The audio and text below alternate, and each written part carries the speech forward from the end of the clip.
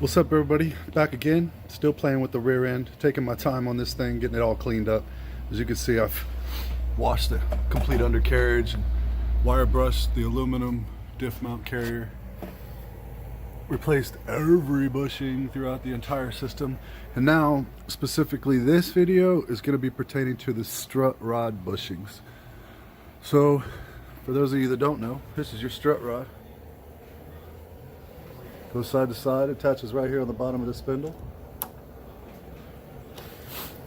And after a lot of use, they look like this, especially on the right rear. So of course you get a lot of play back and forth in that.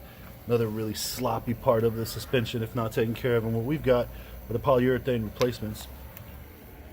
And we've already done this side. So first thing I did was I actually painted around it just to make sure, because I wasn't sure what was coming off of this when I unbolted this bolt. Remember, first time playing with one of these Chevrolets here. But anyway, got this set up. I marked my existing alignment prior to my removal in two separate spots, and then marked the outside just in case that spun. Then removed that, drilled out the old bushings. Well, one just fell out. The inside here just literally crumbled and fell apart, which I knew was going to be the case. The one down here was a little bit tougher, so I actually broke a drill bit doing it. But I went around the edges and just drilled out the bushing until I was able to hammer out the center chunk, and it came apart pretty easy, except for that broken drill bit. That sucks. But that took no time at all. I mean, granted, I'm already in the process of having it disassembled, so it's a little easier for me. Obviously, if you're just watching this video to figure out how to place that one in particular, those bushings on the strut rods by themselves, then common sense will tell you that you've got to probably take the shocks loose to get some room. Maybe not. Heck, just unbolting it.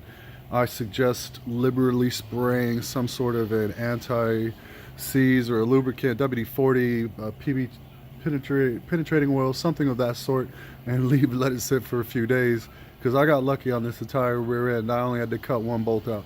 Everything else I was able to unbolt carefully to be able to preserve it the best possible. So anyway, this is where we're at. Trailing arm, 50% done. Get the last bucket of bolts. So these two bushings, of course, are going to go here and here. And once that's in place, the final piece to the pie is the passenger side spring bushings. So anyway, stay tuned.